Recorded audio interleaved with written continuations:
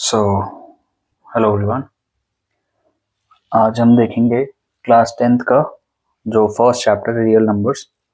ठीक है, तो ये रियल नंबर्स का वन शॉट होने वाला है। ठीक है, इसमें हम पूरा चैप्टर एक वन गो में करने वाले हैं। करेंगे कैसे, आप अपने पास एनसीईआरटी रख सकते हो। तो जैसे जैसे एनसीईआरटी में सीक्वेंस में है आपका चैप्टर, वैसे वैसे इसमें मैंने मतलब प्रेजेंटेशन स्लाइड्स बना रखी हैं।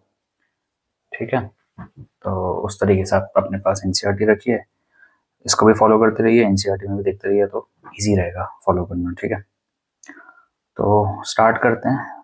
तो ये फर्स्ट चैप्टर है बेसिकली रियल नंबर्स। ठीक है, अब रियल नंबर्स है तो सबसे पहले तो डेफिनेशन पे आते हैं। रियल नंबर्स होते क्या हैं? तो बहुत सारे नंबर्स हम देखते हैं ना, नेचुरल हम पढ़ते हैं, नेचुरल नंबर्स हो गया, होल नंबर्स हो गया, ठीक है, इंटीजर्स हो गए आपके, ठीक है, फ्रैक्शंस हो गए आपके, जितने भी आपने नंबर पढ़े अभी तक, जितने भी, ठीक है, अपने लाइफ में अभी तक 10th क्लास तक, वो सारे के सारे क्या होते हैं, रियल नंबर्स के अंदर आ जाते हैं। रियल नंबर की डेफिनेशन क्या होती है? रियल नंबर वो हर एक नंबर होता है जो एक नंबर लाइन पे रिप्रेजेंट हो सके। नंबर लाइन देखी हमने, 0 1 2 3, ठीक है, इधर नेगेटिव होता है। तो जितने आपने अभी तक नंबर देखे थे, rational, irrational, whole number, integers, fractions, decimals, उन सबको हम नंबर लाइन पे रिप्रेजेंट कर सकते हैं। ठीक है, तो जिस जिस को भी आप नंबर लाइन पे रिप्रेजेंट कर सकते हो वो सारे के सारे रियल नंबर्स होते हैं। तो इसके अंदर नेचुरल हो गया, ठीक है, नेचुरल हमने लिखा था, होल लिखा था, इंटीजर्स लिख दिए थे। उसके बाद रैशनल होता है, इरैशनल होता है, ठीक है, फ्रैक्शंस हो गए, डेसिमल्स हो गए, मैं सारे लिखा, बट वो सारे के सारे इसी के अंदर आ जाते हैं। रैशनल में आपके सारे फ्रैक्शन डेसिमल भी आ जाते हैं। इरैशनल में सारे आपके रूट्स जिनका आंसर नहीं मिलता, √2, √3, √5, ठीक है, ये सब भी अभी हम देखेंगे आगे कैसे इसको इरैशनल प्रूव करते हैं। सारे के सारे क्या होते हैं, रियल नंबर्स के अंदर आते हैं। वो नंबर जिन सबको आप नंबर लाइन पे रिप्रेजेंट कर सको, सारे के सारे रियल नंबर्स होते हैं। मूविंग ऑन, सबसे पहले जो आपका चैप्टर में है वो है फंडामेंटल थ्योरम ऑफ अरिथमेटिक। ये सबसे पहला आपका थ्योरम या टॉपिक है इस चैप्टर का। ठीक है, ये फंडामेंटल थ्योरम ऑफ अरिथमेटिक बोलता गया हर कॉम्पोजिट नंबर यानी ऐसे नंबर जिनके दो से ज्यादा फैक्टर्स हैं। हर नंबर के दो फैक्टर होते हैं। ठीक है, जैसे मैं 3 बोलता हूँ, 3 के दो फैक्टर्स होंगे, 1 और वो नंबर खुद। ठीक है, इसके अलावा कोई एक और फैक्टर मिलेगा तो ये कॉम्पोजिट कहलाता है। यानी जैसे मैं 6 की बात करता हूँ तो 6 के दो फैक्टर्स है, 1 और 6 खुद। लेकिन इसके साथ क्या है, 2 भी इसका फैक्टर है, 2 6 को डिवाइड कर देता है, 3 भी इसका फैक्टर है। तो 1 और वो नंबर इटसेल्फ के अलावा जो भी फैक्टर मिलता है वो उसको क्या बना देता है, कॉम्पोजिट। दो ही फैक्टर हैं तो इनको हम प्राइम बोलते हैं, दो से ज्यादा हो गए कॉम्पोजिट। तो यहाँ पे ये फंडामेंटल थ्योरम ऑफ अरिथमेटिक में क्या बोल रहा है, जितने भी आपके कॉम्पोजिट नंबर हैं, ठीक है, जितने भी आपके कॉम्पोजिट नंबर हैं उन सबका आप क्या कर सकते हो, can be expressed factorized as a product of primes. जितने भी आपके क्या हैं, कॉम्पोजिट नंबर्स हैं, उनको एक प्राइम्स के प्रोडक्ट में आप दिखा सकते हो। ठीक है, और हर नंबर के लिए ये जो फैक्टराइजेशन है वो अलग होगी। मतलब हर अलग अलग नंबर के लिए वो फैक्टराइजेशन भी या वो जो आप जो भी प्रोडक्ट बोल रहे हो अलग होता है। ठीक है, या फिर इसका छोटा एक वर्जन क्या है कि हर एक नेचुरल नंबर का जो भी प्राइम फैक्टराइजेशन होता है वो क्या होता है, यूनिक होता है, अलग होता है। ठीक है, जैसा मैं बात करता हूँ 6 की, 12 की, 18 की। अब अगर मेरे को इसको क्या करना है, ये फंडामेंटल थ्योरम के अकॉर्डिंग वो क्या बोल रहा है, हर कॉम्पोजिट नंबर का आप क्या कर सकते हो, प्राइम नंबर के प्रोडक्ट्स में दिखा सकते हो। मतलब प्राइम नंबर्स को मल्टीप्लाई करके कॉम्पोजिट नंबर बनता है। तो 6 कैसा है, कौन से प्राइम्स को मल्टीप्लाई करके, 2 और 3, इनको मल्टीप्लाई करके 6 बन जाएगा। 12 कैसे होता है, 12 देखो 4 इंटू 3 होता है, 3 तो प्राइम है, 4 कॉम्पोजिट है, 4 को और मैं ब्रेक कर सकता हूँ, 2 इंटू 2 इंटू 3, तो 12 बन जाएगा। 18 होता है 6 इंटू 3, 3 तो प्राइम है लेकिन 6 कॉम्पोजिट है तो 6 को और आगे ब्रेक कर लूंगा, 2 इंटू 3 इंटू 3, 2 भी प्राइम है, 3 भी प्राइम है, 3 भी प्राइम है। तो हर एक नंबर 6 का रिप्रेजेंटेशन था 2 इंटू 3, 12 का हुआ 2 इंटू 2 इंटू 3, ठीक है। और 18 का क्या हुआ, 18 का हुआ 2 इंटू थ्री इंटू थ्री। क्या ये सारे फैक्टराइजेशन सेम है, अलग है? अलग है। यहाँ एक 2 था, एक 3 था, 2 2 थे, एक 3, एक 2 2 3। मतलब हर एक अलग अलग नंबर के लिए उसका जो प्राइम नंबर्स का जो प्रोडक्ट आपको दिखेगा वो सब अलग अलग होता है। बस यही ये तुम्हारा फंडामेंटल थ्योरम ऑफ अरिथमेटिक कहना चाह रहा है। ठीक है, आप कोई भी नंबर उठाओ, ठीक है, अगर इसके बाद मैं 24 उठाता हूँ, उसको ब्रेक करने लग जाता हूँ प्राइम नंबर्स के प्रोडक्ट में, तो उसका जो फैक्टराइजेशन होगा वो इन सबसे अलग होगा। ठीक है, और जो 24 का वो किसी और से मैच नहीं होगा। जैसे 6 का यूनिक है, एक 2 और एक 3, जब इनको मल्टीप्लाई करोगे 6 ही आएगा। ठीक है, और किसी नंबर का प्राइम का प्रोडक्ट 2 इंटू 3 नहीं हो सकता, वो सिर्फ 6 के लिए ही होगा। तो 6 के लिए ये यूनिक हो गया, 12 के लिए यूनिक हो गया, 18 के लिए ये यूनिक हो गया। हर एक नंबर के लिए उनका प्राइम का प्रोडक्ट यूनिक होता है। जैसे 24 क्या हो जाएगा, 4 इंटू 6, दोनों का ऑपोजिट है तो उनको प्राइम में तोड़ लो, 2 इंटू 2, और 6 हो जाएगा आपका 2 इंटू 3। अब ये फैक्टराइजेशन सिर्फ आपको 24 में मिलेगी और कहीं नहीं मिलेगी। ठीक है, इसलिए इसको यूनिक बोला जाता है। यहाँ पे एक शब्द इसलिए यूनिक लिखा है कि वो क्या है, हर नेचुरल नंबर की जो फैक्टराइजेशन है वो उसके लिए यूनिक होती है। ठीक है जी, except for the order of its factors. Order आप बदल सकते हो, मतलब यही 2 इंटू 2 इंटू 2 इंटू 3 की जगह अगर थोड़ा सा ऑर्डर चेंज कर सकते हो, क्योंकि मल्टीप्लाई में कुछ फर्क नहीं पड़ता। ऐसे लिखूंगा तो भी ये दोनों सेम ही है, कुछ अलग नहीं हुआ, है ना? क्यों? मल्टीप्लाई में फर्क नहीं पड़ता ना। 3 इंटू 2 करूंगा तो भी 6, 2 इंटू 3 करूंगा तो भी 6। तो ऑर्डर का इसमें कुछ ज्यादा वो नहीं है। ठीक है, तो फंडामेंटल थ्योरम, हर एक नंबर जो भी कॉम्पोजिट है उसके वो ब्रेक करेंगे, कुछ प्राइम्स आएंगे, वो प्राइम्स का जो प्रोडक्ट होगा वो उस नंबर के लिए यूनिक होगा, उसके अलावा कुछ नहीं होगा। ठीक है, बस यही है। बाकी ये तो छोटे नंबर्स हैं तो हम तोड़ पाए, बड़े नंबर्स आ गए जैसे 124 आ गया, तो आप इस तरीके से प्राइम फैक्टराइजेशन कर सकते हैं ना। जैसा प्राइम नंबर 2 से शुरू होता है, 2 से डिवाइड करना शुरू करो, 2 से किया 6 2, फिर 2 से डिवाइड करना शुरू करो, क्योंकि 2 से डिवाइड हो रहा है 3 1। अब ये 2 के बाद 2 से डिवाइड नहीं होगा क्योंकि 1 है इनमें, 3 से नहीं होगा क्योंकि 30 आता, 31 नहीं आता, 5 से नहीं होगा, 7 से नहीं होगा, 31 खुद में प्राइम नंबर है तो सिर्फ 31 से जाएगा। 124 का प्राइम फैक्टराइजेशन आ गया 2 इंटू 2 इंटू 31। इस तरीके से आप प्राइम फैक्टर्स भी निकाल सकते हो। ठीक है, तो थ्योरम यही है, बहुत बेसिक है, जो आप प्राइम फैक्टराइजेशन करता है वही है बस। अब इन फैक्टर्स के ऊपर एक सवाल आता है, आपका एग्जाम्पल में भी है, ये तो खैर एग्जाम्पल है एनसीईआरटी में, ठीक है, और एक्सरसाइज में आपको एक क्वेश्चन यही दे रखा है 6 की पावर n में। पूछ क्या रहा है, एक नंबर कंसिडर करो 4 की पावर n। ठीक है, n क्या है, नेचुरल नंबर, 4 की पावर n, n क्या है, एक नेचुरल नंबर, मतलब 1 2 3 4 कुछ भी हो सकता है। ठीक है, 0.5 0.6 नहीं हो सकता, 0 नहीं हो सकता, 1 से शुरू होता है नेचुरल नंबर, तो 1 से लेके कोई भी नंबर आप अज्यूम कर सकते हो। तो बोल रहा है कि क्या ऐसी कोई वैल्यू है जो मैं n पे रखूंगा, ठीक है, जिसकी वजह से ये 4n है इसको सॉल्व करने पे 0 है। मतलब 4 की जगह जैसे मैंने 2 रखा, उसका मतलब क्या हो गया, उसका मतलब हो गया 4 इंटू 4। आंसर कितना आ गया, आंसर आ गया आपका 16। ठीक है, 4 इंटू 3 रखा तो क्या हुआ, 4 इंटू 4 इंटू 4 हो गया, और उसने आपको दे दिया 64। तो बोल रहा है n पे, इसी 4 की पावर n पे ऐसा क्या रखूं यहाँ पे, ठीक है, कि इसको सॉल्व करूं और जो भी आंसर आएगा, जैसे यहाँ 16 आया, एंड में 6 है, 64 आया, एंड में 4 है, तो उसके आंसर में एंड में क्या आना चाहिए, 0 आना चाहिए। सवाल समझ में आया? ऐसी कौन सी पावर रखूं जिसकी वजह से इसको सॉल्व करूंगा और सॉल्व करने के बाद जो आंसर आएगा उसके एंड में क्या होना चाहिए, उसकी यूनिट प्लेस में क्या होना चाहिए, 0, या 0 से वो एंड करना चाहिए, या उसकी यूनिट प्लेस पे होना चाहिए 0। तो क्या ऐसे n का कोई वैल्यू है नेचुरल नंबर्स में? तो जनरली जो बच्चे करते हैं वो क्या करते हैं, सीधा 0 रख देते हैं। 0 रख के क्या आंसर आ जाएगा, 0 नहीं। किसी भी चीज की पावर 0 यानी 1 नहीं होगा। 4 की पावर 1 रख दोगे तो 4 ही रहेगा। पावर 2 किया, पावर 2 तो हमने देखा 16 किया, 3 किया 64, एंड सो ऑन चलता जाएगा। अब यहाँ n की कोई ऐसी वैल्यू है, तो n की ऐसी कोई भी वैल्यू नहीं है, कोई ऐसी वैल्यू एग्जिस्ट ही नहीं करती। क्यों क्यों क्यों क्यों? 4 को देखिए, 4 का प्राइम फैक्टराइजेशन या इसका जो प्रोडक्ट ऑफ प्राइम्स, अभी पीछे हमने जो ये पढ़ा था ना फैक्टराइजेशन, इसको जरा ब्रेक करो प्राइम के प्रोडक्ट्स में, तो 4 होगा 2 इंटू 2। ठीक है, सबसे छोटा डिजिट जिसके, सबसे छोटा नंबर ऐसा कोई है जिसके पीछे 0 लगता है? 10 ही है वो। ठीक है, नेचुरल नंबर में बात कर रहा हूँ, 10 है। 10 कैसे बनता है? सबसे छोटे अगर प्राइम में देखूंगा 2 इंटू 5, 2 इंटू 5, मतलब अगर किसी नंबर के एंड में 0 होना चाहिए तो उसके लिए दो कंडीशन है, एक 2 और एक 5।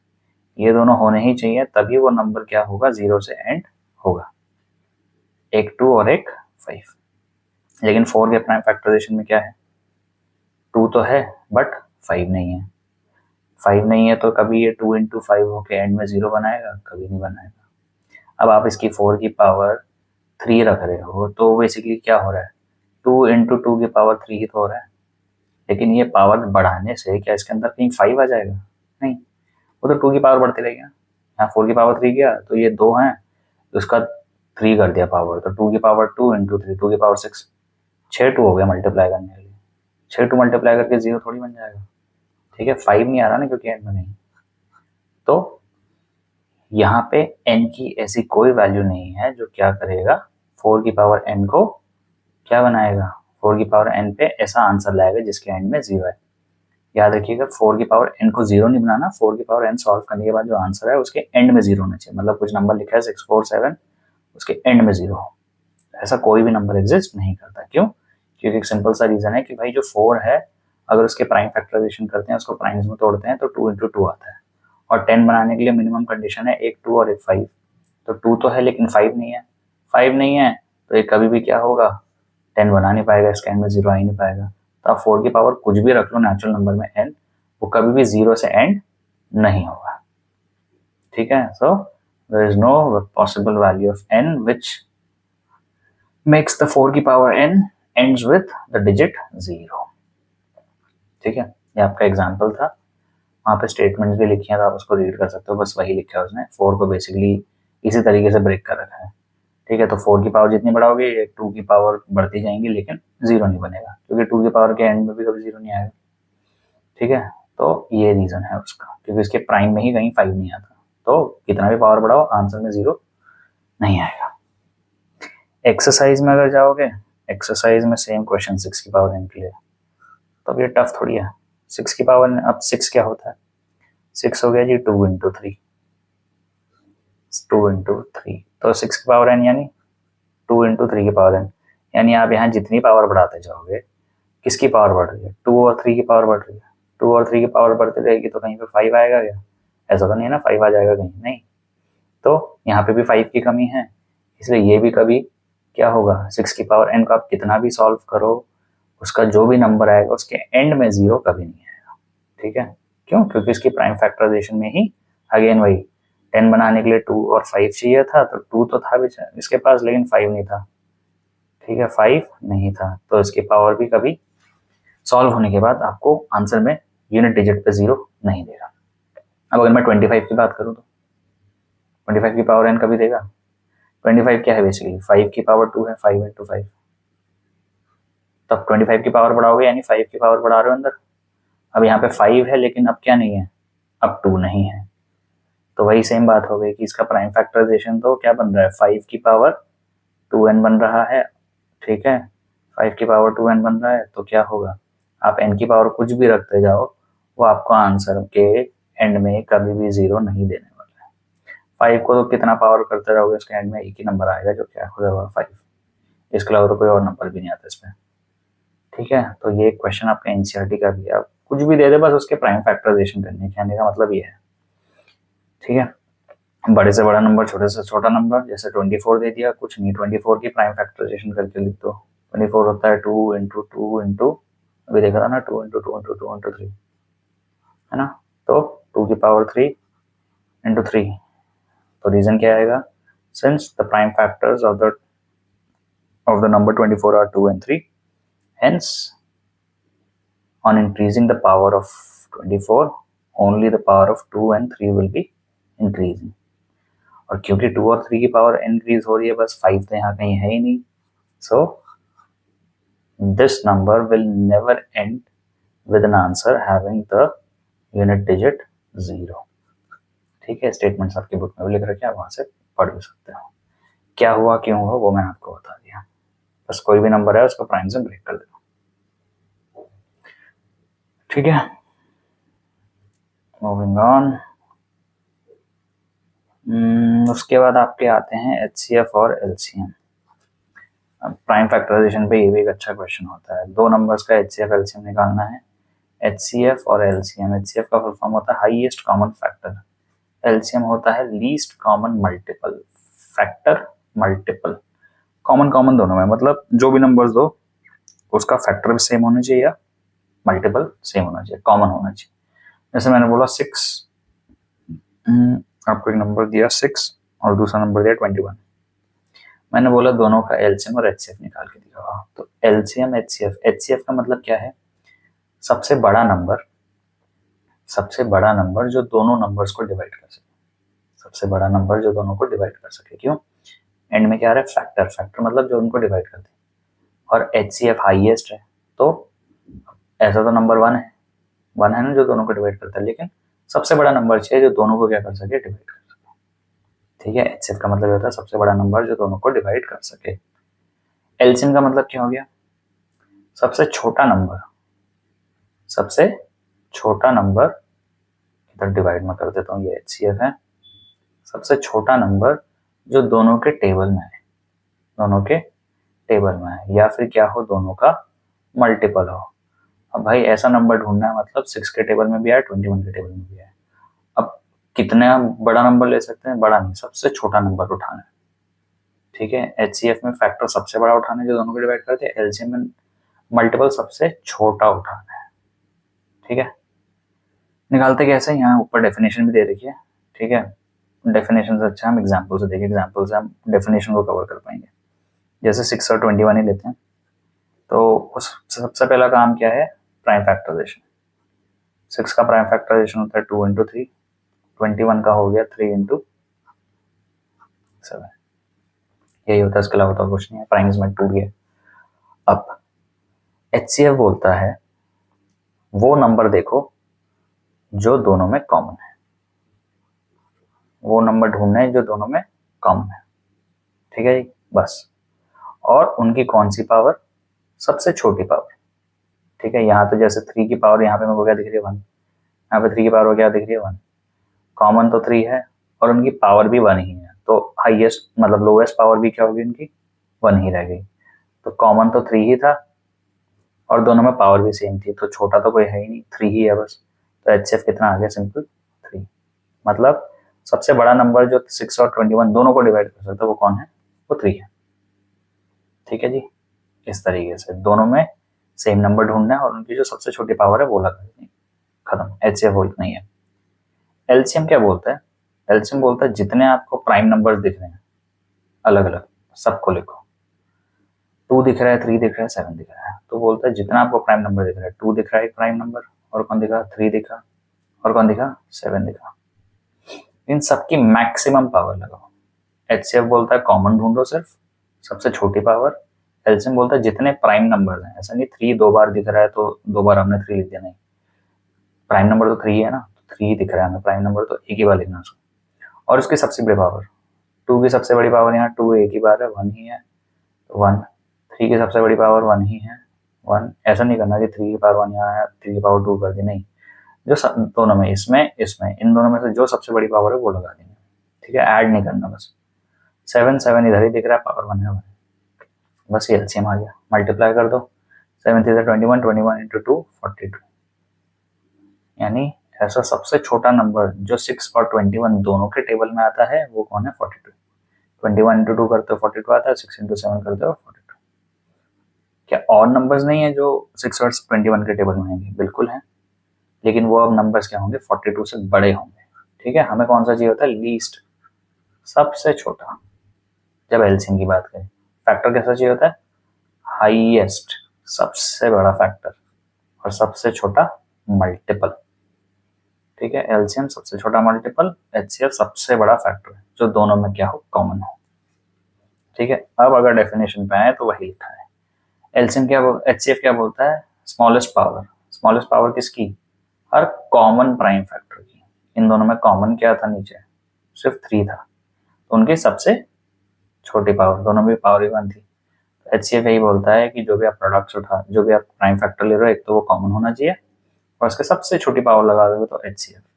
एलसीएम, एलसीएम बोलता है सबसे बड़ी पावर उठानी है, लेकिन यहाँ पे कॉमन नहीं देखना है, यहाँ देखना है जितने प्राइम नंबर्स आपको दिख रहे हैं सबको लिख दो, जितने प्राइम नंबर्स हैं सबको लिख दो और उनकी मैक्सिमम पावर लगा दो तो एलसीएम भी निकल जाएगा। ठीक है, जैसे थोड़े बड़े एग्जाम्पल से देखते हैं हम, थोड़ा सा छोटा भी था, आई थिंक थोड़ा बड़ा एग्जाम्पल लेंगे, पावर्स भी अलग लगेंगे तो शायद समझ। जैसे 24 लिया मैंने और एक लिया 36 और क्या लिया, एक लिया मैंने सपोज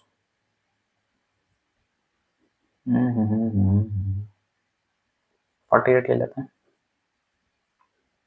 ठीक है जी, सबसे पहला काम क्या है, आपको 2 numbers they, 3 numbers they, 10 numbers they, उनका प्राइम फैक्टराइजेशन निकालना।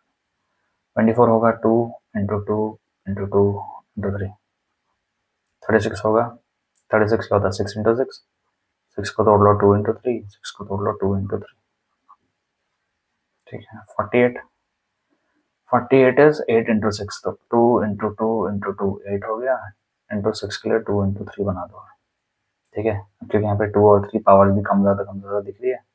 हाँ, तो अब शायद और अच्छे से क्लियर हो सकता है आपको डेफिनेशन। ठीक है, अब हम बोलेंगे एचसीएफ। एचसीएफ क्या होता था, एचसीएफ के लिए सबसे पहले ऐसे नंबर्स ढूंढो जो तीनों में सेम हैं, जो कॉमन हैं। तो 2 और 3 ही दिख रहे हैं जो दोनों में आएंगे, 2 इनमें भी दिख रहा है, 3 भी दिख रहा है, 2 3 इसमें भी दिख रहा है, 2 3 इसमें भी दिख रहा है। तो एचसीएफ में मतलब जो भी आएगा 2 और 3 का रहेगा मल्टीपल। अब आती है पावर की बात, तो बोलता था जो सेम है, ठीक है, उसकी सबसे स्मॉलेस्ट पावर, जैसे 2 सेम था, 2 देखो पावर सबसे कम किधर है, इधर 3 2 है यानी 2 की पावर 3 है, ये तो इधर 2 2 है 2 की पावर 2 है, इधर भी 4 2 है, इधर 2 की पावर 4 है। तो अगर मैं तीनों में कंपेयर करूँ तो सबसे छोटी पावर यहाँ पे 2 की पावर 2, बस यही पावर लगा दो, सबसे छोटी पावर लगानी है। ठीक है, 3 को चेक करते हैं, 3 की पावर 1 है, इधर इधर 3 की पावर 2 है, इधर 3 की पावर 1 है, सबसे छोटी पावर कौन सी होगी, फिर 3 की पावर 1 ही होगी, तो 3 की पावर 1 लगा, ये हो गया आपका एचसीएफ। ठीक है, तो 2 की पावर 2 यानी 4, 3 की पावर यानी 3, 4 3 12, एचसीएफ आ गया 12। यानी सबसे बड़ा नंबर जो तीनों नंबर्स को डिवाइड कर सकता है वो होता है 12, यानी 24 36 48 का एचसीएफ हो गया 12। कॉमन फैक्टर्स और उनके सबसे छोटी पावर्स। एलसीएम क्या बोलता है, एलसीएम बोलता है जो आपको प्राइम नंबर दिख रहा है सब लिख दो। ठीक है, 2 दिख रहा है 2 लिख दिया, 3 दिख रहा है 3 लिख दिया, अगर यहाँ कहीं एक जगह पे 5 भी आ जाता तो मैं 5 भी लिखता, क्योंकि वो प्राइम नंबर है, वो मेरे को दिख रहा है कहीं पे आ रहा है फैक्टराइजेशन में, तो उसको भी लिखना है। 7 आता 7 लिखूंगा, 8 आएगा 8 तो नहीं, खैर 11 आएगा 11 लिख दूंगा। तो जो भी नंबर दिख रहे हैं सब लिख दो प्राइम नंबर्स, और उनकी पावर के लिए सबसे बड़ी पावर ढूंढनी है, सबसे बड़ी पावर। 2 के लिए देखो तो यहाँ 3 थी, यहाँ 2 थी, यहाँ 4 थी, सबसे बड़ी पावर इधर है, सबसे बड़ी पावर इधर है 4, तो 4 लगा दो बड़ी पावर। 3 के लिए 3 की पावर 1, 3 की पावर 2, 3 की पावर 1, तो बड़ी पावर क्या है 2, 2 लगा दिया। एलसीएम क्या बन गया 2 की पावर 4, 2 की पावर 4 इन 2 इंटू 2 इंटू 2 इंटू 2, कितना हो गया 2 2 4 4 16, और 3 की पावर 2 यानी 3 की पावर 2 कितना हो गया 9, 16 9 144, यानी दोनों का जो एलसीएम है, तीनों का नंबर का एलसीएम जो है वो है 144। तो 144 कौन है, तीनों का एलसीएम, मतलब ऐसा मल्टीपल, ऐसा नंबर, ठीक है, जो इन तीनों नंबर्स के टेबल में आता है। 24 के टेबल में भी आता है, 36 के टेबल में भी आता है, 48 के टेबल में भी आता है। ठीक है, बट वो कैसा नंबर है, वो सबसे छोटा नंबर है जो तीनों के टेबल में आता है। ठीक है, और एचसीएफ का मतलब 12 आया तो 12 ऐसा नंबर है जो 24 को भी डिवाइड कर देगा, 36 को भी कर देगा और 48 को भी कर देगा। 12 से बड़ा कोई नंबर नहीं है जो इन तीनों को डिवाइड कर सके, तीनों को। और 144 से छोटा कोई नंबर नहीं है जो तीनों के टेबल में आता हो। ठीक है, तीनों के टेबल में, याद रखिएगा, 3 दिया तो तीनों के टेबल में, 4 दिया चारों के टेबल में। तो 144 से छोटा कोई नंबर नहीं है जो तीनों के टेबल में आता है, कोई मल्टीपल नहीं है जो तीनों के टेबल में आता है 144 से छोटा। एलसीएम, एचसीएफ यानी 24 36 48 12 से बड़ा कोई नंबर नहीं है जो तीनों को डिवाइड कर सकता है। ठीक है, तो ये था एलसीएम एचसीएफ का ओवरव्यू। ये डेफिनेशन यही थी फैक्टर्स के ऊपर, वही हमने देखा। अब दो नंबर के लिए क्या होता है? दो नंबर के लिए एक थ्योरम है आपकी एलसीएम और एचसीएफ पे। क्या है वो थ्योरम? कि कोई भी दो पॉजिटिव इंटीजर्स हैं, उनका अगर आप एलसीएम निकालो और उन्हीं दोनों नंबर का एचसीएफ निकालो और उनको आपस में मल्टीप्लाई कर दो, सेम आएगा आंसर। जैसा भी हमने पीछे किसका निकाला, 6 और 21 का निकाला था ना। जैसे दो नंबर है 6 और 21, ये थ्योरम सिर्फ दो नंबर्स के लिए है। तो इनका एचसीएफ क्या आया था? 6 का 3 का एचसीएफ आया था मेरे पास 3 आया था ना। एलसीएम कितना आया था? एलसीएम आया था 42। थ्योरम ये बोलता है दो नंबर्स हैं, इन्हीं दोनों का एचसीएफ निकालो, इन्हीं दोनों का एलसीएम निकालो। अगर आप एचसीएफ और एलसीएम को मल्टीप्लाई करते हो, एचसीएफ और एलसीएम को मल्टीप्लाई करते हो, ठीक है, और दोनों नंबर्स जो थे जिनका आपने एलसीएम एचसीएफ निकाला उनको मल्टीप्लाई करो, तो जरा मल्टीप्लाई करके देखो। 3 2 6, 4 3 12, 6 1 6, 6 2 12, तो क्या होगा? इक्वल होगा। ठीक है, वो क्या होगा? इक्वल होगा। यानी दो नंबर्स को अगर मैं क्या करता हूँ, दो नंबर्स के लिए एचसीएफ निकाला, दो नंबर के लिए एचसीएफ निकाला, तो जो दो नंबर्स का प्रोडक्ट है और एलसीएम एचसीएफ का प्रोडक्ट है, दोनों क्या होंगे? सेम होंगे। ठीक है, इसके ऊपर एक क्वेश्चन आपके एनसीईआरटी के एक्सरसाइज में भी है। ठीक है, एचसीएफ एलसीएम के एक्सरसाइज में भी है, तो वो भी है। और सबसे पहले याद रखना है कि दो नंबर्स के लिए काम आएगा। मतलब अगर मैं इन नंबर्स के लिए देखूंगा ना 24 36 48 की इनका एलसीएम एचसीएफ मल्टीप्लाई करोगे, वो नहीं होगा। ठीक है, दो नंबर के लिए वैलिड होता है। ठीक है, तो एनसीईआरटी में आपका ख्याल एक सवाल भी है ये। ठीक है, दो नंबर्स दिए उसने, तो उसने बोला कि दो नंबर्स हैं सपोज। ठीक है, उसमें से एक नंबर को उसने ए लिख दिया, दूसरे नंबर को उसने लिख दिया क्या? 36। ठीक है, ये एमसीक्यूज में भी आने के बहुत चांसेस होते हैं। मतलब इस थ्योरम पे तो मिल भी जाएगा बहुत आसानी से आपको सवाल। तो उसने बोला कि यार ये दो नंबर्स हैं, इन्हीं दोनों नंबर का जब एलसीएम निकाला तो आया 72। इन्हीं दोनों नंबर का जब एचसीएफ निकाला तो एचसीएफ आया 12। तो पूछता है नंबर क्या होगा, ये बताइए। ठीक है, और ये ज्यादा बड़ा क्वेश्चन है नहीं, एक नंबर का ही सवाल एमसीक्यूज में दिख जाएगा आपको। क्या है थ्योरम? क्या है थ्योरम? ये बोलता है भाई अगर ये दोनों नंबर्स का ही एलसीएम और एचसीएफ दिया है आपको, तो इनके एलसीएम और एचसीएफ को मल्टीप्लाई कर दो। वो किसके बराबर होगा? इन दोनों नंबर्स के प्रोडक्ट के। दोनों नंबर्स क्या हैं? ए और 36। ठीक है, क्योंकि मेरे को एलसीएम एचसीएफ भी पता है, एक नंबर भी पता है, तो ए निकालना है, 36 को शिफ्ट करूंगा, आंसर आ जाएगा। एलसीएम कितना दिया है नंबर्स का? 72। एचसीएफ कितना दिया? 12। जो 72 इंटू 12 करके आएगा वही यहाँ पे नंबर्स का प्रोडक्ट भी होगा, ए इंटू 36 करके भी आएगा। ठीक है, अब यहाँ से ए निकल जाएगा। क्या करो? 36 को उधर शिफ्ट कर दो, 72 इंटू 12 अपॉन में 36, ये क्या दे देगा आपको? ए। कैंसिल आउट करो, 36 से 72 गया 2 पे, 12 इंटू 2 24 आ गया। ए की वैल्यू कितनी आ गई? ए की वैल्यू आ गई 24। 24 और 36 का एलसीएम 72 होता है और एचसीएफ 12 के टेबल में दोनों आते हैं, और 24 36 के टेबल में 72 भी आता है लिस्ट में। इस तरीके से आप निकाल सकते हैं ना, कुछ भी अब वो कर सकता है। चार चीजें आपके पास, दो नंबर्स हैं, और एचसीएफ एलसीएम। अब इसमें से कुछ भी एक चीज मिस कर देगा और बाकी तीन दे देगा। जैसे एक नंबर गायब कर दिया, हमने देखा एग्जाम्पल, एचसीएफ एलसीएम दे दिया। अब दोनों नंबर्स दे दिया आपको, और दोनों नंबर्स दे दिया और एचसीएफ दे दिया, है ना।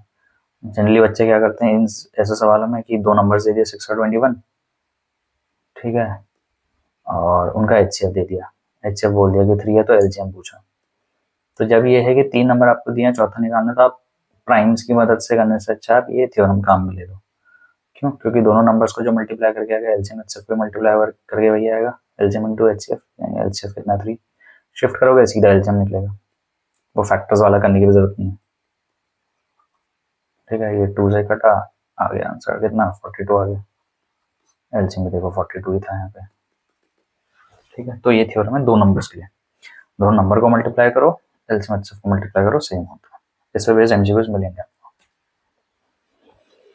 फिर आपकी एक्सरसाइज में एक सवाल ये भी है, ठीक है, प्राइम और कॉम्पोजिट के ऊपर, कि क्यों ये प्राइम नंबर है, क्यों ये कॉम्पोजिट नंबर है। ठीक है, तो बहुत आसान है, ये भी बहुत टफ नहीं है। कॉम्पोजिट नंबर क्या होते हैं भाई? 1 और वो नंबर इटसेल्फ। इसके अलावा एक और फैक्टर मिल गया तो मैं सीधा उसको बोल सकता हूँ कॉम्पोजिट है। जैसे मैंने बोला 4 के लिए, 4 के फैक्टर बहुत तो हैं, 1 और 4 तो होंगे, लेकिन एक और नंबर जो 4 को डिवाइड करता है 2। बस जैसे ये फैक्टर 2 से 3 हो गए, ये 4 प्राइम से सीधा कॉम्पोजिट कहलाएगा। अब इसका मैं आपको फर्स्ट पार्ट करके दिखा देता हूँ कि ये जो 7 इंटू 11 इंटू 13 प्लस 13 है, ये कॉम्पोजिट क्यों है। कॉम्पोजिट का मतलब है कि 2 फैक्टर्स के अलावा एक और मिल गया तो वो कॉम्पोजिट होगा। अब ये नंबर क्या होगा, सॉल्व करके क्या आएगा मेरे को नहीं पता, ठीक है, बट जो भी आएगा उसके 2 फैक्टर्स तो कंफर्म है, 1, और जो भी नंबर आएगा इनको सॉल्व करके वो खुद, है ना, नंबर इटसेल्फ, वो तो होना ही होना है। बस इसके अलावा कोई और फैक्टर निकालना है हमने।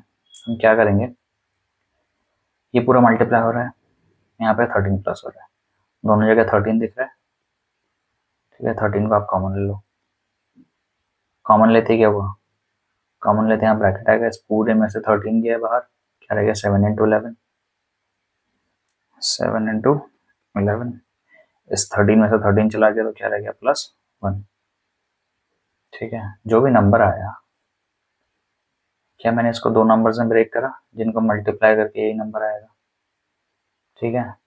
अब 1 और नंबर जो भी होगा, देखो ये पूरा नंबर 13 तो नहीं होने वाला, 13 से ज़्यादा ही होगा, तो 1 और उसके अलावा क्या मैं ये बोल सकता हूँ कि 13 भी इस नंबर का फैक्टर होगा ही। क्या मैं ऐसा बोल सकता हूँ, जैसे हम 6 को कैसे लिखते हैं, 1 इंटू 6, तो 1 और 6 क्या होते हैं, इसके फैक्टर्स होते हैं, डिवाइड कर देते हैं। अगर मैं 6 को 2 इंटू 3 लिख रहा हूँ, इसका मतलब ये भी तो है कि 2 और 3 6 को डिवाइड कर देंगे, 2 और 3 भी 6 के फैक्टर्स हैं, है ना, क्योंकि मैं इनको मल्टीप्लिकेशन में लिख पा रहा हूँ। तो किसी भी नंबर को अगर मैं उसके प्रोडक्ट्स में तोड़ देता हूँ, वो सारे के सारे उसके फैक्टर्स होंगे, मतलब जितने बार मैं उसको ब्रेक कर पाऊंगा तो नंबर के मल्टीप्लिकेशन में वो सारे उसके फैक्टर्स कहलाएंगे। 1 और 6 भी फैक्टर है, 2 और 3 भी फैक्टर है, ठीक है। 8 को 1 इंटू 8 तो लिख ही सकते हैं, 4 इंटू 2 भी तो लिख सकते हैं, इसका मतलब 4 और 2 भी इसका फैक्टर है। अब ये जो भी नंबर हो रहा होगा, इसको हम 1 इंटू दैट नंबर को लिख सकते हैं। दूसरा मल्टीप्लिकेशन ये निकल के आ रहा है कि ये 13 इंटू समथिंग आ रहा है। ये भी अगर मैं सॉल्व ना भी करूँ, हालांकि मैं कर भी सकता हूँ, 7 इंटू 11 77 प्लस 1 78 दिख रहा है मेरे को, ठीक है।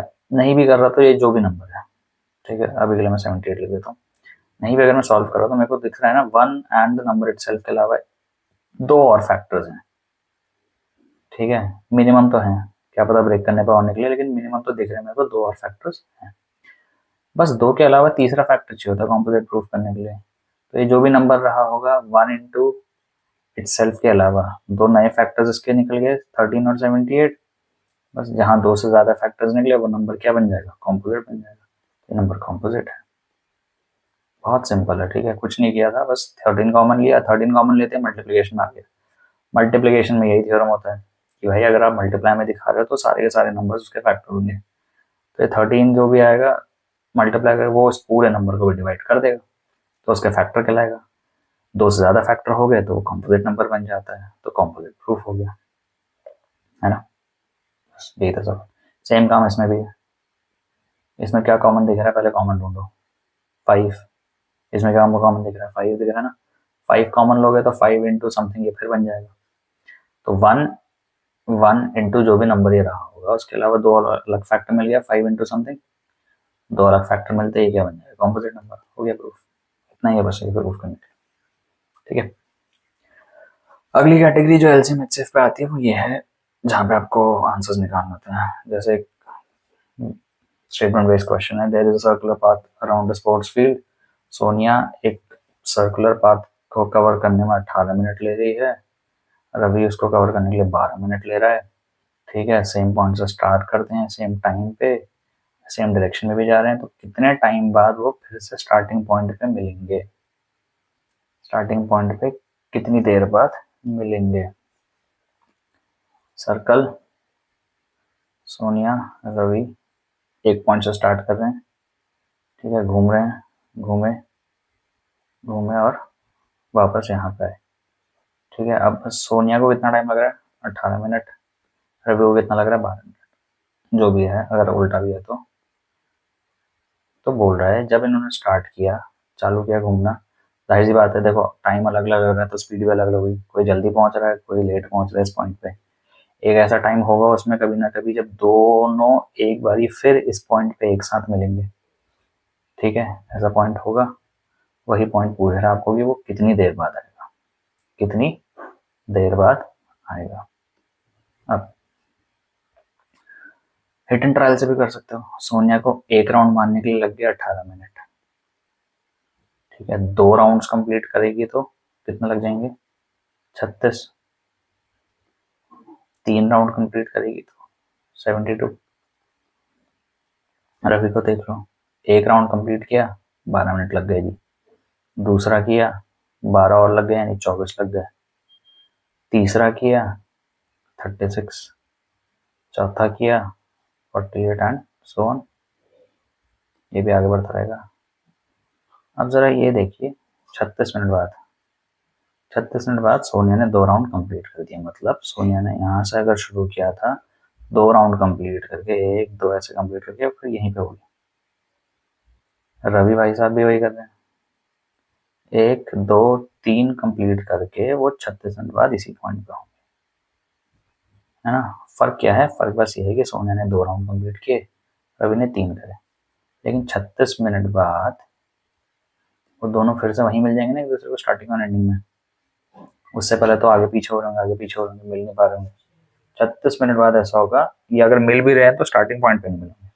ठीक है, स्टार्टिंग पे नहीं। 36 मिनट बाद ऐसा होगा कि वो उसी पॉइंट पे जहां से हम स्टार्ट किया 36 मिनट बाद दोबारा मिलेंगे। ठीक है, फिर उसके अगले 36 मिनट बाद दोबारा यहीं पे देखेंगे एक दूसरे को, फिर 36 मिनट बाद। ठीक है, तो बोल रहा है, उसने क्या पूछा था सवाल में आपको? ठीक है, कितने मिनट बाद वो स्टार्टिंग पॉइंट पे मिलेंगे? तो आंसर क्या आ गया? 36 मिनट बाद स्टार्टिंग पॉइंट पे मिलेंगे। ये तो हिडन ट्रायल था।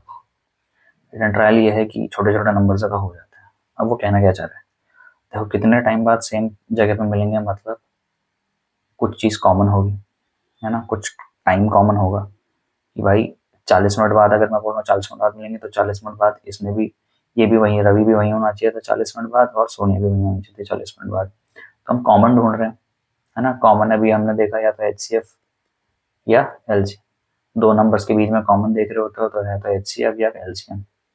ठीक है, अब आप देख रहे हो कि एक राउंड 18 मिनट में लग रहा है, एक राउंड 12 मिनट में, तो उससे कम टाइम में तो नहीं मिल सकते ना स्टार्टिंग पॉइंट में। क्यों भाई? इन्होंने स्टार्ट कर दिया रन करना। ठीक है, अब वो बीच में कहीं मिल सकते हैं, हो सकता है कहीं बीच बीच में मिल गए। स्टार्टिंग पॉइंट पे आने के लिए, अगर इन्होंने स्टार्ट कर दिया दौड़ना, स्टार्टिंग पॉइंट पे आने के लिए क्या होगा? रवि 12 मिनट बाद यहाँ पहुंचेगा। ठीक है, लेकिन सोनिया यहाँ कहीं रही होगी 12 मिनट में, क्योंकि 18 मिनट में पहुंच रहे, तो 12 मिनट में सपोज सोनिया यहीं रही होगी, रवि यहीं रहा होगा। तो मिनिमम नंबर तो 12 होना चाहिए ना, है ना? 12 तो होना ही चाहिए, 12 से छोटा तो नहीं हो सकता कि 6 मिनट बाद स्टार्टिंग पॉइंट पर पहुंच गए। नहीं, एक राउंड कंप्लीट करने के लिए सबसे छोटा टाइम क्या है? 12 मिनट। तो 12 मिनट तो लगेंगे या उससे ज़्यादा ही लगेंगे। तो यहाँ से आपको क्या पूछ रहा है? इनका छोटा नंबर, इनमें कोई कॉमन नंबर ऐसा है जो छोटा है? छोटा नंबर नहीं पूछ रहा, बड़ा नंबर पूछ रहा। ठीक है, क्योंकि मिनिमम टाइम 12 है, उससे ज़्यादा मिनट लगने ही लगने हैं। तो यहाँ पे आपसे क्या पूछना चाह रहा है? वो एलसीएम पूछना चाह रहा है। ठीक है, ये देखा करो कि वो पूछ क्या रहा है, उसकी मिनिमम वैल्यू या मैक्सिमम। जहाँ पे आपको दिखे कि मैक्सिमम वैल्यू पूछ रहा है, मतलब जो भी नंबर्स होंगे वो इनमें से बड़े ही होंगे, तो आप सीधा एलसीएम निकाल दो। ठीक है, 12 और 18 का आप एलसीएम निकालते 36 आता। लेकिन जहाँ छोटी वैल्यू पूछेगा, छोटी वैल्यू वाले सवाल कैसे होते हैं? जैसे पैक वो कैंस होते हैं कि यही वाला देख लो, एक के पास 18 टॉफीज हैं, एक के पास 12 टॉफीज हैं। ठीक है, तो उनको पैक करना है कैंस में। ठीक है, उनके पास कैंस या बॉक्सेस हैं इतने इतने इतने, सपोज जितने ही बॉक्सेस हैं। ठीक है, तो ऐसे कितने टॉफीज उनको हर बॉक्स में डालने चाहिए कि दोनों के डिस्ट्रीब्यूट इक्वली हो, मतलब हर बॉक्स में सेम टॉफीज है। अब जो टॉफीज डालेंगे वो सेम डाल देंगे क्या? क्या ये एक ही बॉक्स में 18, एक ही बॉक्स में 12 डाल देगा? नहीं। क्यों? ऐसा डाल देगा तो सेम ही नहीं रहेगा। तो कंडीशन दी होती है कि सेम रहे।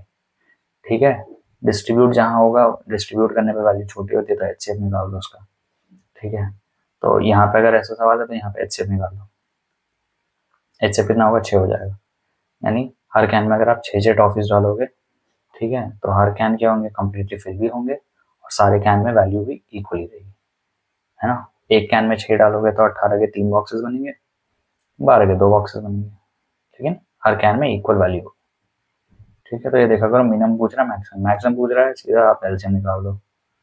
ठीक है, सीधा आप एलसीएम निकाल सकते हो। मिनिमम पूछा तो इस केस में मैक्सिमम टाइम चाहिए था हमें, ठीक है, या जो भी टाइम था वो इन टाइम से एटलीस्ट इससे तो बड़ा ही होना चाहिए, ठीक है, इससे बड़ा ही होना चाहिए, छोटा नहीं हो सकता 12 मिनट से, तो आप एलसीएम करोगे। इससे छोटा होना चाहिए था तो एलसीएम की जगह एचसीएफ कर दो।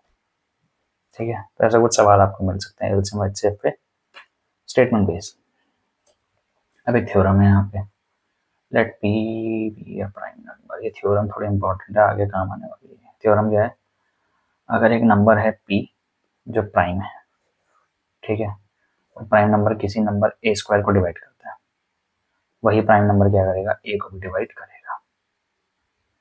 मतलब नंबर से देखते हैं, हमने माना एक प्राइम नंबर है 3, क्या 3 36 को डिवाइड करता है, जवाब है यस। 36 6 + 3 9 होता है, 9 3 के टेबल में आता है, तो 36 3 को भी डिवाइड कर देगा। ठीक है, वैसे भी हमें पता 36 3 से डिवाइड हो जाता है। 36 किसका स्क्वायर है, 6 का स्क्वायर है, तो क्या 3 जो है 6 को भी डिवाइड करेगा, करेगा। बस इतना ही है। अगर कोई प्राइम नंबर किसी नंबर के स्क्वायर को डिवाइड करता है, ठीक है, 36 किसका स्क्वायर है, 6 का ही तो स्क्वायर है, तो उस नंबर को भी डिवाइड करेगा। ठीक है, जैसे मैं बोलता हूँ 2 4 के स्क्वायर को डिवाइड करेगा, 4 का स्क्वायर क्या होता है 16, करता है, बिल्कुल डिवाइड करता है, तो 2 क्या करेगा, 4 को भी डिवाइड करेगा, है ना। किसी के स्क्वायर को डिवाइड कर रहा है तो उसको भी डिवाइड करेगा। ठीक है, इस थ्योरम में बस इतना ही है। हाँ, बस कंडीशन देख लीजिएगा, ये ए क्या है, पॉजिटिव इंटीजर, और कुछ नहीं। इसका ऐसा कोई क्वेश्चन नहीं है, बट हाँ यहाँ उसका बहुत अच्छा यूज है।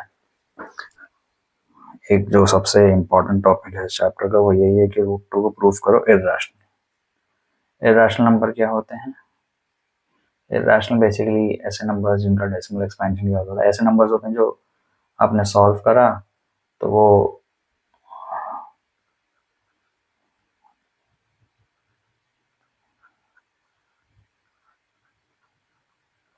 ऐसे नंबर्स हैं जो खत्म भी नहीं हो रहे, नॉन टर्मिनेटिंग है, और रिपीट भी नहीं हो रहे। जैसे 1 2 3 7 8 9 1 आया, 1 के बाद फिर यही नंबर आना चाहिए था, वो नहीं आया, कुछ और आ गया। ठीक है, तो कभी ये खत्म भी नहीं होंगे। ठीक है, तो इर्रेशनल की डेफिनेशन क्या होती है, नॉन टर्मिनेटिंग, नॉन टर्मिनेटिंग, न खत्म होते हैं और ना ही नॉन रिपीटिंग, रिपीट भी नहीं होते, वही होते हैं इर्रेशनल। ठीक है, तो वही है, प्रूफ करना है यहाँ पे कि रूट 2 क्या है, इर्रेशनल। सारे रूट के इर्रेशनल होते हैं क्या, नहीं। रूट 4 की वैल्यू में 2 मिलती है, 4 किसका स्क्वायर है, 2 का तो आंसर आता है। रूट 9 की वैल्यू मिलती है, 9 किसका स्क्वायर है, 3 का तो आंसर मिलता है। लेकिन इनके बीच के जो नंबर है, रूट 5 कौन सा नंबर है जिसको इससे मल्टीप्लाई करने पर 5 है, ऐसा नहीं है कोई वैल्यू। रूट 6 कौन सा नंबर है जिसको इससे मल्टीप्लाई करने पर 6 नहीं है। रूट 3, तो जिनके सब आंसर्स नहीं मिलते और जब इनको हम सॉल्व करने जाते हैं तो उनका डेसिमल एक्सपेंशन जैसा हो जाता है कि ना तो खत्म हो रहा होता है ना वो रिपीट हो रहा होता है, इसलिए सारे नंबर किसमें आ जाते हैं, इर्रेशनल की कैटेगरी में आता है। ठीक है, वही आपको प्रूफ करना है कि इर्रेशनल कैसा है, ये प्रूफ करके दिखाना। ठीक है, one of the frequently asked question, one of the important questions, जैसा आप देखना चाहें। डायरेक्ट क्वेश्चन आता है सीधा। स्टार्ट कैसे करेंगे, तो इर्रेशनल है तो सबसे पहला आता है इसका assumption, let us assume, assume कर लेते हैं कि थोड़ी देर के लिए रूट 2 क्या है, एक रैशनल नंबर है। रूट 2 क्या है, एक रैशनल नंबर है। ठीक है, हमने अभी अज्यूम किया कि मान लो कि रैशनल नंबर है। ठीक है, बाद में अगर ये गलत हो गया तो इर्रेशनल बच गया, ऑपोजिट इसका रैशनल हो गया ना। ठीक है, तो सबसे पहले हमने अज्यूम कर लिया रैशनल है। रैशनल है तो उसको हम पी बाई क्यू में लिख लेते हैं कि भाई ऐसा कुछ रहा होगा कि पी और क्यू को हमने डिवाइड किया, रूट 2 आ गया। ठीक है, यहाँ क्यू नीचे आप 0 नहीं लिख सकते क्योंकि रैशनल की कंडीशन होती है कि नीचे वाला नंबर 0 नहीं होना चाहिए। तो मान लेते Q is not equal to 0, साथ में एक और कंडीशन पी एंड क्यू दोनों के दोनों क्या है, को प्राइम। पी और क्यू दोनों क्या है, को प्राइम। को प्राइम क्या होता है, पी और ऐसे नंबर जिनका कॉमन फैक्टर से 1 होता है। क्या को प्राइम सिर्फ प्राइम नंबर ही को प्राइम होता है, नहीं। 3 एक प्राइम नंबर है, 4 एक कॉम्पोजिट नंबर है, लेकिन फिर भी आपस में दोनों को प्राइम है। मतलब क्या है, ऐसा कौन सा नंबर है जो दोनों को डिवाइड कर सकता है, दोनों को डिवाइड कर सकता है, कॉमन नंबर जो दोनों को डिवाइड कर सकता है, 1 के अलावा कोई है नहीं है, यही को प्राइम होता है। ठीक है, दो नंबर्स के बीच का जब कॉमन फैक्टर, यानी दो नंबर्स के बीच का जब HCF 1 हो जाएगा, ठीक है, 1 के अलावा कुछ नहीं है, सबसे बड़ा नंबर जो उनको डिवाइड कर सकता है सिर्फ 1 है, वही को प्राइम होते हैं। ठीक है, को प्राइम में जरूरी नहीं है कि दोनों नंबर्स प्राइम ही हो, है ना। 2 और 3 देख लो, 2 इवन है, ये ऑड है, या अगर हम प्राइम कॉम्पोजिट देखना चाहें तो 5 प्राइम है, 6 कॉम्पोजिट है, फिर भी दोनों का कॉमन फैक्टर सिर्फ 1 ही है, तो ये को प्राइम बन गए। तो यहाँ हमने यही अज्यूम किया कि ये जो पी और क्यू है ये दोनों क्या है, आपस में को प्राइम भी है। ठीक है, पहले ये था कि मान लो को प्राइम नहीं है, तो फिर हमने जो भी इनमें सेम फैक्टर था उससे डिवाइड कर दिया और ये को प्राइम बन गए। नहीं भी आप अज्यूम करते तो आई थिंक अब नई वाली एनसीईआरटी में तो डायरेक्ट दिया है कि ये को प्राइम है, ऐसा अज्यूम भी कर लो। ठीक है, यानी इन दोनों के बीच में सिर्फ कॉमन फैक्टर 1 है। 1 ऐसा नंबर है जो पी को डिवाइड करेगा और क्यू को। ठीक है, पी के कुछ फैक्टर्स होंगे, क्यू के कुछ फैक्टर्स होंगे, लेकिन जो कॉमन है, जो सेम है दोनों में, वो क्या होगा, सिर्फ 1 ही होगा, 1 के अलावा कुछ नहीं होगा। ठीक है, ठीक है, तो ये हमने पी अपॉन क्यू माना, बस शिफ्टिंग करनी है थोड़ी बहुत। क्यू को इधर शिफ्ट करेंगे, क्यू यहाँ पे डिवाइड होगा, उधर जाके पी से multiply, √2q is equal to P. ठीक है, दोनों साइड स्क्वायर कर दो, लेफ्ट साइड में राइट साइड में भी, √2q का whole square equal to P square. ठीक है, तो ये क्या बनेगा आपका, ये कुछ बनेगा P square is equal to √2 का स्क्वायर 2 हो गया, क्यू का स्क्वायर क्यू स्क्वायर। तो पी स्क्वायर मेरे को क्या दिख रहा है, 2 इंटू क्यू स्क्वायर होता हुआ दिख रहा है। अब ये थोड़ी देर मैंने कुछ पहले एक चीज बताई थी ना आपको, अगर मैं 6 को लिख पा रहा हूँ 2 इंटू 3, तो क्या बोल सकता हूँ 6 जो है 2 से भी डिवाइड होगा और 3 से भी डिवाइड होगा, है ना। यहाँ कुछ ऐसा ही सेम केस दिख रहा है। पी स्क्वायर को अगर आप 2 इंटू क्यू स्क्वायर लिख पा रहे हो, तो क्या आप लिख सकते हो कि P square is divisible by 2। P square जो है 2 से डिवाइड होगा, है ना। भाई किसी भी नंबर्स को अगर आप उसके फैक्टर्स में ब्रेक कर पा रहे हो, मल्टीप्लिकेशन में ब्रेक कर रहे हो, तो वो नंबर्स उसके फैक्टर निकल के आएंगे। मतलब एक नंबर को ऐसे ब्रेक कर दिया कि उसके मल्टीप्लिकेशन में है, तो फैक्टर्स बन जाते हैं। 6 को 2 इंटू 3 लिख पा रहे हो, 2 और 3 6 के फैक्टर हैं। 8 को 4 इंटू 2 लिख पा रहे हो, 4 और 2 8 के फैक्टर्स हैं। तो अगर पी स्क्वायर को ऐसे लिख पा रहा हूँ, यानी पी स्क्वायर के दो फैक्टर्स 2 और क्यू स्क्वायर हैं। ठीक है, 2 से हमें मतलब है, पी स्क्वायर यानी 2 से डिवाइड होगा। ठीक है, इसका फैक्टर होगा। अब ये थ्योरम देख क्या देखी थी हमने, कि अगर एक प्राइम नंबर किसी भी नंबर के स्क्वायर को डिवाइड कर रहा है, तो उस नंबर को भी डिवाइड करेगा। अगर एक प्राइम नंबर किसी के स्क्वायर को डिवाइड कर रहा है, तो क्या वो उसके नंबर को भी डिवाइड करेगा, बिल्कुल, यानी p इज डिविजिबल बाय 2। भाई 2 जो है पी स्क्वायर को डिवाइड कर पा रहा है, तो उसके स्क्वायर रूट यानी p को भी डिवाइड करेगा, जो अभी थ्योरम थोड़ी देर पहले हमने पढ़ी, इसका यहीं पे यूज था। ठीक है, p डिविजिबल बाय 2 यानी p का एक फैक्टर निकल के आ रहा है। ठीक है, p का एक फैक्टर निकल के आ रहा है, जो कौन है, 2। ठीक है, कुछ ऐसा लक्षण नहीं मिला जो कॉन्ट्राडिक्ट कर रहा है। ठीक है, हमने बोलता पी और क्यू के अलग अलग फैक्टर्स हो सकते हैं, बस कॉमन क्या होगा, सिर्फ 1 होगा, 1 के अलावा कुछ नहीं होगा। ठीक है, पी को हम 2 से डिवाइड कर सकते हैं, निकला। पी को 2 से डिवाइड करेंगे तो कुछ ना कुछ आएगा आंसर, है ना। तो मान लेते हैं m आंसर आया। अब ये 6 है, 6 को 2 से डिवाइड करूंगा तो कुछ ना कुछ आंसर आएगा, वैसे पी को 2 से डिवाइड करूंगा कुछ ना कुछ आंसर आएगा, m आ गया सब कुछ।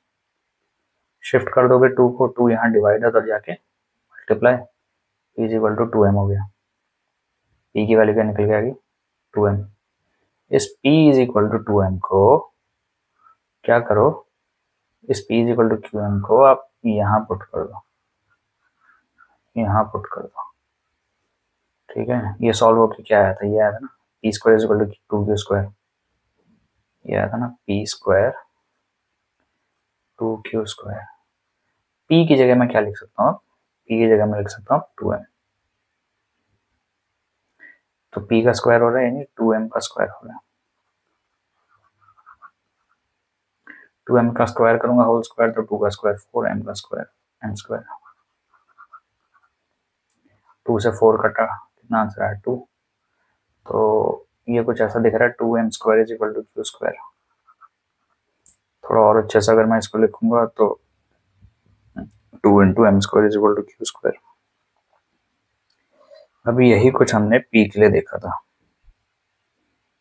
कहाँ देखा था? ये p² को अगर मैं 2 × q² लिख पा रहा हूँ, इससे ही अगर आप रिलेट कर पाओ तो हमने बोला भाई p² को अगर इस तरीके से लिख पा रहे हैं तो p² 2 से डिवाइड होगा, p भी 2 से डिवाइड होगा।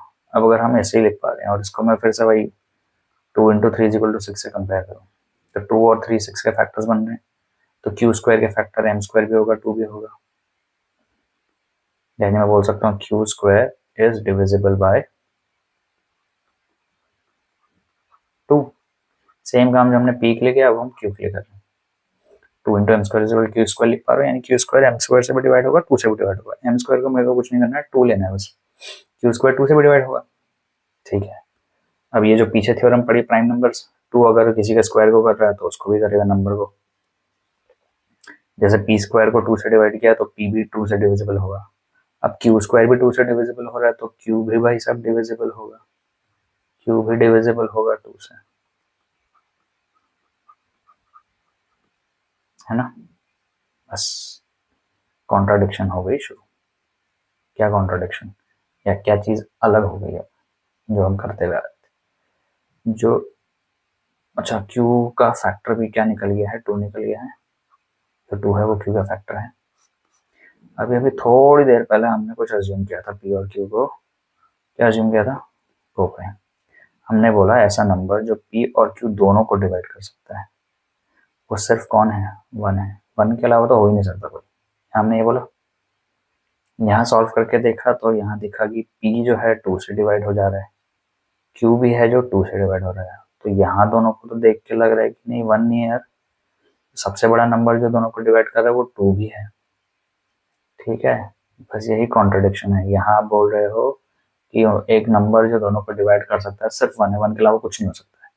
बट यहाँ सॉल्व करते करते दिख रहा है कि दोनों 2 से भी डिविजिबल हो रहे हैं, 2 से भी डिविजिबल हो रहे हैं। यहाँ बोल रहे हो सिर्फ 1 डिवाइड कर सकता है, 1 के अलावा कोई नंबर नहीं है। यहाँ तो 1 के अलावा 2 भी निकल के आ गया भाई, q भी 2 से डिवाइड हो गया, p भी 2 से डिवाइड हो गया। इसका मतलब क्या है? इसका मतलब है दोनों चीजें तो एक साथ नहीं हो सकती, ठीक है। या तो कोप्राइम हो सकते हैं दोनों या कोप्राइम नहीं हो सकते, या तो दोनों के कॉमन फैक्टर सिर्फ 1 ही होगा, है ना, जो कोप्राइम की डेफिनेशन है, या 1 से ज्यादा होगा, ठीक है। लेकिन वो दोनों सेम क्वेश्चन में तो नहीं हो सकते ना। इसी में आप बोल रहे हो कि कोप्राइम भी है और इसी में आप बोल रहे हो कोप्राइम नहीं भी है। 1 के अलावा एक और फैक्टर आपने निकाल दिया तो आप ये बोलना चाह रहे हो कि कोप्राइम नहीं भी है ना।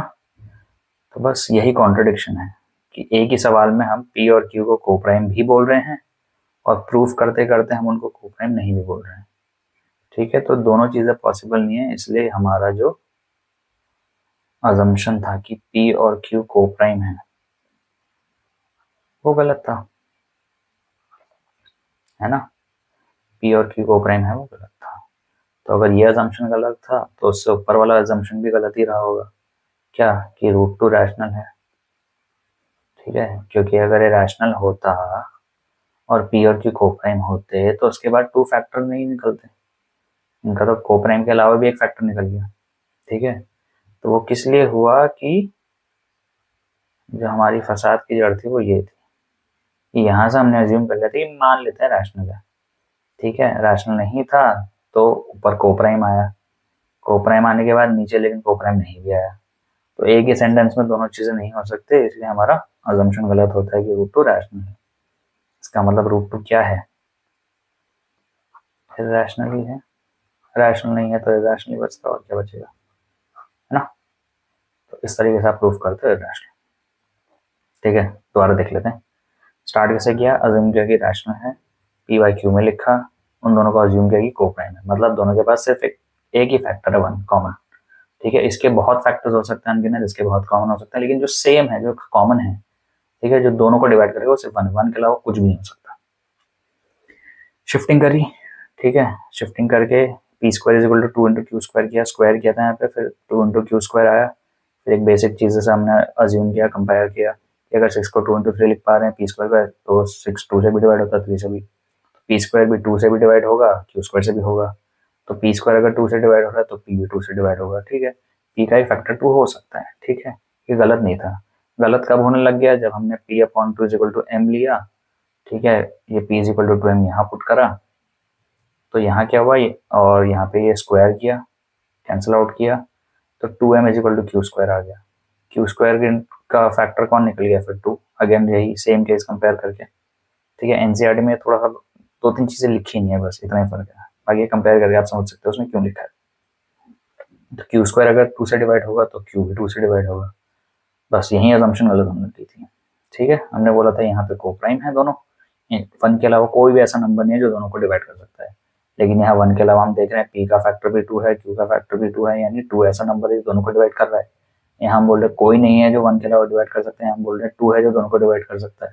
यहाँ हम बोल रहे को प्राइम है, यहाँ हम बोल रहे को प्राइम नहीं है, तो बस ये दोनों चीजें एक साथ नहीं हो सकती है, ठीक है, इसलिए हमारा अजम्पशन गलत था, रूट 2 क्या आ गया, इरैशनल आ गया, ठीक है। पूरा आप देख सकते हो, मैंने सॉल्व करके आपको दिखा दिया।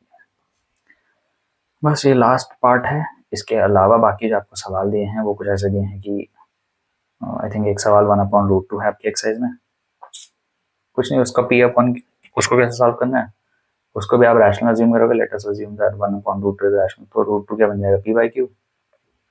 अब इसका रेसिप्रोकल कर दो, √2/1 क्या हो जाएगा, Q by P, Q by P बन गया, तो अगेन वही चीज आ गई ना, क्यू बाई पी में आ गया। अब इसको सॉल्व करते रहो, ठीक है, बस ऊपर पी लिखा था, अब ऊपर क्या आ गया, क्यू आ गया, नीचे पी, क्यू लिखा था, नीचे पी आ गया, ठीक है, बस कुछ नहीं हुआ, ये इंटरचेंज हो गया। तो पहले शायद क्यू का फैक्टर निकलेगा 2, 2 है जो क्यू स्क्वायर का फैक्टर निकल जाएगा, फिर पी का निकलेगा, बस इतना ही फर्क होगा, ठीक है। बाकी एग्जैक्ट स्टेप्स जो है वो एग्जैक्ट सेम है, कुछ डिफरेंस नहीं।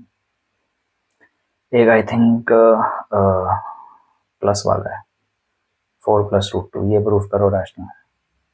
तो क्या करते हैं इस केस में, इसको देख लो, पी अपॉन क्यू हो गया, थोड़ी शिफ्टिंग कर लो, जो रूट वाला नंबर है बस वो एक साइड रखना, बाकी सारा शिफ्ट कर देना।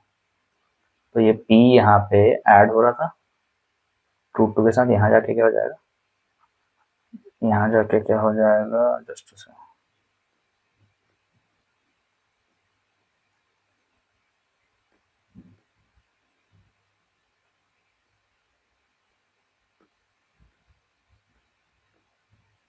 क्या हो गया इसको,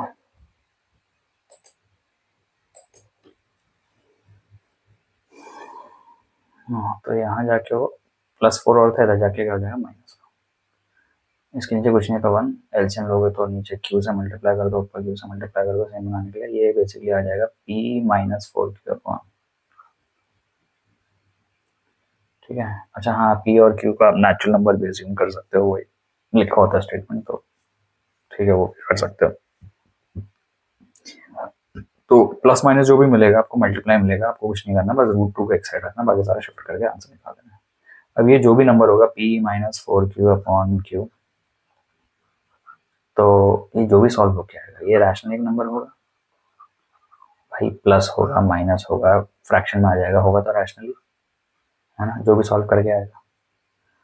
अब ये किसके बराबर है, लेकिन ये बराबर है √2 के, ठीक है। हम बोल रहे हैं p -4q/q is equal to √2 हो गया शिफ्ट करके, इक्वल है मतलब दोनों सेम वैल्यू होंगी, ये हम बोल रहे हैं, लेकिन क्या है, रैशनल है, लेकिन अभी अभी हमने √2 को क्या देखा, इरैशनल, तो रैशनल क्या इरैशनल के बराबर होगा, रैशनल और इरैशनल इक्वल नहीं हो सकते ना, दोनों सेम चीज बराबर होंगे, तो दोनों रैशनल है तब इक्वल होगा, दोनों इरैशनल तब, ठीक है। तो ये रैशनल है, ये रैशनल इक्वल नहीं हो सकते, इसलिए हमारा अजम्पशन गलत हुआ कि ये रैशनल है, तो 4 + √2 भी रैशनल, ठीक है। कुछ नहीं, बस शिफ्ट करके इधर लाना है, ठीक है, और कुछ नहीं करना सॉल्व करने में, बस आपको यही देखना है कि रैशनल है, ये रैशनल है, शिफ्ट कर दीजिए, रैशनल बन जाएगा, एक साइड आ रहा है रैशनल है, एक साइड आ रहा है रैशनल है, तो बस यही अजम्पशन गलत होगी। हाँ, ज़्यादा नंबर के लिए आएगा तो आप ये हो सकता है कि वो आपको प्रूव करने के लिए बोले कि ये कैसे रैशनली प्रूफ करके दिखाओ, तो पीछे वाला स्टेप चालू हो जाएगा कि आपने रूट टू को कैसे रैशनल प्रूफ करके दिखा दिया। बाकी शिफ्टिंग करके यही लिखना है कि भाई दोनों साइड इक्वल है लेकिन एक साइड रैशनल एक साइड इरैशनल, तो हमारा अजम्पशन गलत है। मल्टीप्लाई वाले सवाल आते हैं, इसको भी एज्यूम करो पी बाई क्यू, शिफ्टिंग कर दो, 3 पहले प्लस हो रहा है, उधर जाके minus 2√5 is equal to P upon Q minus 3, 2√5 आएगा आपका P minus 3 Q upon Q, LCM वगैरह लेने के बाद ये 2 यहाँ मल्टीप्लाई हो रहा है, जाके डिवाइड पी माइनस 3 क्यू, नीचे चला जाएगा 2। अब वही है, इसको सॉल्व करने के बाद जो भी नंबर आएगा हम बोलेंगे कि वो रैशनल है। लेकिन √5 कैसा होगा, इरैशनल होगा, तो रैशनल इरैशनल के इक्वल नहीं हो सकता है ना, इसलिए क्या हुआ, इसलिए हमारा अजम्पशन ही गलत हो गया, रैशनल होगा, तो 3 + 2√5 इरैशनल है। ठीक है, प्लस माइनस मल्टीप्लाई कुछ भी दे, बस √5 एक साइड रखो, बाकी सब शिफ्ट कर दो। फिर ये स्टेटमेंट आ जाता है कि दोनों चीज़ें इक्वल हैं, यानी दोनों चीज़ें रैशनल होनी चाहिए या दोनों चीज़ें रैशनल, बट एक रैशनल है एक इरैशनल है, वो गलत हो रहा है। गलत इसलिए हो रहा है क्योंकि हमारा अजम्पशन गलत हो रहा है। ठीक है, बाकी √5 भी फिर आप जैसे √2 प्रूफ किया है वैसे ही √5 भी प्रूफ कर सकते हो। अगर उसने बोला कि प्रूफ ज़्यादा नंबर के लिए आ गया, 5-6 नंबर के लिए है, तो सिर्फ इतना स्टेटमेंट लिखना काफ़ी नहीं है, फिर आप √5 को प्रूफ करके दिखा दो कि इस वजह से रैशनल है। ठीक है, तो ये लास्ट क्वेश्चन था। इसी के साथ हमारा जो फर्स्ट चैप्टर है रियल नंबर्स वो खत्म हो गया। मैंने आपको पूरे जितने भी कंसेप्ट थे वो भी समझा दिए। ठीक है, स्टार्टिंग से लेके जितने इंपॉर्टेंट क्वेश्चन थे वो भी हमने डिस्कस कर लिया। अब एनसीईआरटी से देख सकते हो, पढ़ सकते हो, प्रैक्टिस कर सकते हो। ठीक है, अभी के लिए इतना ही। Thank you.